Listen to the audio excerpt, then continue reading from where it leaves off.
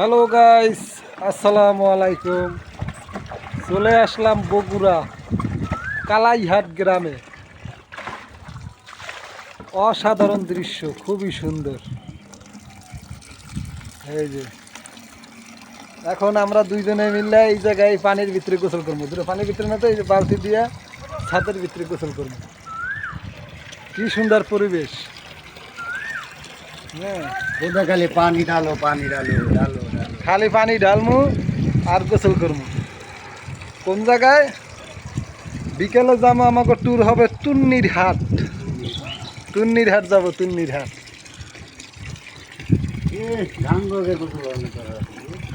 আরে ভাই, পানি, নদীর পানি তো খুবই ফ্রেশ। ওই যে নদীর পানি খুবই ফ্রেশ, আমরা তো ওই জায়গায় গোসল করতে পারতাম। আমরা আছি কালাইহাট গ্রাম,